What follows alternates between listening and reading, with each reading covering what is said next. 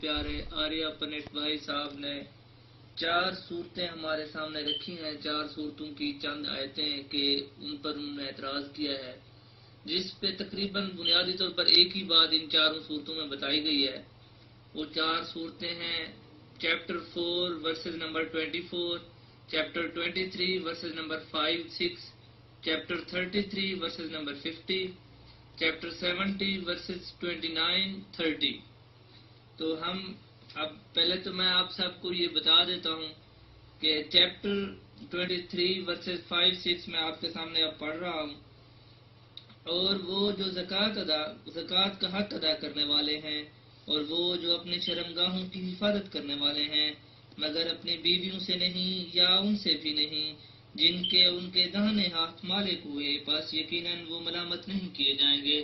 اب اس میں میرے بھائی کو جو جہاں تک میں سمجھا ہوں جو قابل اعتراض ان کے سامنے بات آئی ہے وہ ہے یا ان سے جن کے ان کے داہنے ہاتھ مالک ہوئے۔ اس سے انہوں نے مراد لیا ہے کہ یہ نان مسلم عورتوں سے زنا کی اجازت دی جا رہی ہے، نعوذ باللہ، یہ ایک غلط بات ہے۔ اسی طرح ایک اور ورسز جو انہوں نے بتائی ہے وہ ہے 33 چیپٹر نمبر 33 ورسز نمبر 50۔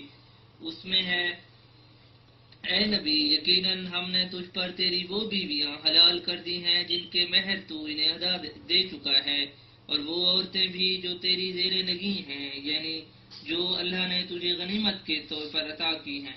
اب یہاں پر بھی ان کو پھر وہی پرابلم آیا ہے جو کہ غیر مسلموں سے، یہ جو یہاں پہ آیا ہے کہ غنیمت کے طور پر عطا کی گئی ہیں، یہاں سے انہوں نے نان مسلم لیا ہے۔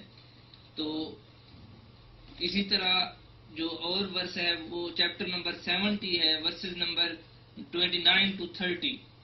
یہ اب ہم دیکھتے ہیں، اور وہ لوگ جو اپنی شرمگاہوں کی حفاظت کرنے والے ہوتے ہیں سوائے اپنی بیویوں کے یا ان عورتوں کے جن کے مالک ان کے داہنے ہاتھ ہوئے، پس یقیناً وہ قابل ملامت نہیں ہے۔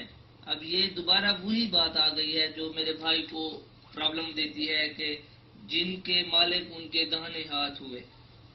اسی طرح انہوں نے اور چیپٹر نمبر 4 ورسز نمبر 24 بیان کیا ہے، وہ بھی ہم دیکھ لیتے ہیں، پھر انشاءاللہ ان سب پر ہم تبصرہ کریں گے۔ اور وہ عورتوں میں سے وہ بھی تم پر حرام ہیں جن کے خامد موجود ہوں، سوائے ان کے جن کے تمہارے دانے ہاتھ مالک ہوں، یہ اللہ کی طرف سے تم پر فریضہ ہے اور تمہارے لیے حلال کر دیا گیا ہے، جو اس کے علاوہ ہے کہ تم انہیں اپنانا چاہو، اپنے اموال کے ذریعے اپنے کردار کی حفاظت کرتے ہوئے، نہ کہ بے حیائی اختیار کرتے ہوئے، پس ان کو ان کے مہر فریضہ کے طور پر دو، اس بنا پر کہ جو تم ان سے استفادہ کر چکے ہو اور تم پر کوئی گناہ نہیں اس بارے میں جو تم مہر مقرر کرنے کے بعد کسی تبدیلی پر باہم رضامند ہو جاؤ۔ میرے خیال میں اس میں تو اس آیت پہ جو انہوں نے اعتراض اٹھایا ہے وہ بھی خود ہی آیت نے بتا دیا ہے، لیکن پھر بھی اب ان 4 آیتوں میں جو ان کو قابل اعتراض بات لگی ہے وہ میرے خیال کے مطابق یہ ہے کہ انہوں نے جو اعتراض کیا ہے کہ اس سے نان مسلم عورتوں کے ساتھ نعوذ باللہ زنا کی اجازت مل رہی ہے۔ میرے بھائی کو یہ بات سمجھ ہی نہیں آ رہی کہ اس وقت کیا دور تھا، اس وقت کیا لوگوں کے طریقے ہوتے تھے، کس طرح کیا چیز کس طرح ہوتی تھی، ان کو یہ سمجھنی چاہیے۔ وہ اصل میں جب اس وقت جنگیں ہوتی تھیں تو جو بھی چیز مال غنیمت کے طور پر ملتی تھی وہ ان کا حق سمجھی جاتی تھی، جو کہ جنگ جیتتے تھے۔ آپ کسی بھی مذہب میں اس دور کے کسی بھی، آپ اپنے ہندوازم میں بھی دیکھ لیں، اگر اس دور میں یہ چیز نہیں ہے تو میں آپ کو سلوٹ پیش کروں گا، آپ ثابت کر کے دکھائیں۔ میں کہتا ہوں کہ آپ کے تو خود ہی اگر آپ رام اور سیتا کی کہانی پڑھیں تو آپ کے سامنے اصل چیز سامنے آ جائے گی، لیکن بہرحال آپ کو یہ پتہ ہونا چاہیے کہ اسلام نے یہ جو داہنے ہاتھ مالک جن کا کہا گیا ہے، یہ دراصل وہ مال غنیمت میں یا وہ غلام لونڈیاں تھیں جن کو خریدا جاتا تھا اور جن کو ہمیشہ کے لیے اپنی غلامی میں لیا جاتا تھا، دوسرے لفظوں میں ہمیشہ کے لیے اسے اپنی غلام یا اسے غلام بنایا جاتا تھا، جو تا مرگ اس کی عورت ہوتی تھی، وہ اس کے بچے بھی پیدا کرتی تھی، وہ اس کی بیوی ہوتی تھی، اس کے ساتھ نکاح کیا جاتا تھا. یہاں پہ جیسے میں نے آپ کو چیپٹر نمبر 4 ورسز نمبر 24 میں بتایا گیا ہے کہ تم ان کے مہر ادا کرو. اب مہر ادا کرنے سے کیا مراد ہے؟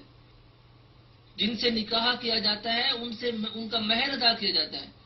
وہ جو داہنے ہاتھ کی عورتیں تھیں ان کو مہر دیا جاتا تھا، باقاعدہ طور پر نکاح کی رسم ادا کی جاتی تھی. اب کم از کم میں حیران ہوں کہ میرے بھائی کو یہ تو سمجھ نہیں آ رہی کہ ان میں نیو یارک کا قانون موجود ہے کہ بیوی زندہ موجود ہو، ہسبینڈ زندہ موجود ہو، صرف اولاد کی خاطر دوسرے مرد کے ساتھ سویا جائے. اس طرف تو وہ اپنی حضرت عیسیٰ علیہ السلام فرماتے ہیں کہ اپنی آنکھ کا تو شیطین نظر نہیں آتا اور دوسروں کے کنکر دیکھے جاتے ہیں. مہربانی کر کے پہلے آپ اس شتیر کی طرف تو دیکھیں، اس نیو یارک قانون کا تو جواب دیں جو میں نے آج پوسٹ بھی لگائی ہوئی ہے. یہ جو آپ کو میں بتا رہا ہوں کہ یہ کوئی اللہ معاف کرے کوئی ایسی چیز نہیں تھی کہ عورتوں کے ساتھ زبردستی زنا کیا جائے. آج ایک دو اور بھی کمنٹس جو آنکھیں بند کر کے دے دیتے ہیں، حالانکہ اوپر وہی بات ڈسکس ہو چکی تھی.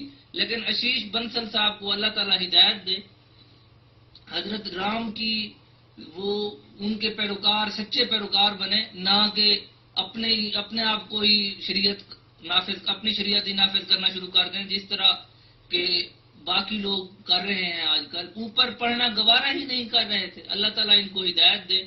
یہ جو داہنے ہاتھ ہے یہ اس سے مراد یہ کبھی نہیں لیا جا سکتا کہ آپ لوگ جو ہے اس سے یہ کہہ دیں کہ ہم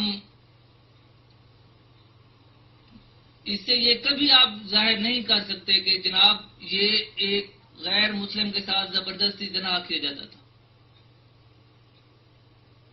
یہ باقاعدہ طور پر نکاح میں لیا جاتا تھا. اس سے جو بچے پیدا ہوتے تھے انہیں اولاد کہا جاتا تھا، نہ کہ یہ کہ جا کے نیو یارک کے ذریعے کسی اور کی بیٹی پر کسی اور کی بیوی کے ساتھ سو لیا جائے اور اس کے ساتھ زنا کیا جائے اور ہسبینڈ خوش ہو کے میرے بچے پیدا ہو رہے ہیں.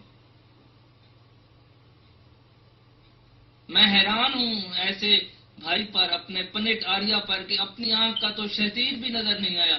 اور یہ جو اتنی خوبصورت تعلیم تھی، آپ کو شاید پتہ نہیں ہے کہ اس دور میں جو مال غنیمت ہاتھ آتا تھا عورتیں سمیت ان کو باقاعدہ طور پر کچھ ان کے ساتھ دن بتا کے انہیں بیچ دیا جاتا تھا. اسلام اس چیز کو روک رہا ہے. انہیں کہہ رہا ہے کہ تم لوگ تا حیات اس کے ساتھ اسے مہر ادا کرو، تا حیات اس کے ساتھ رہو. آپ کو اس پر بھی اعتراض ہے؟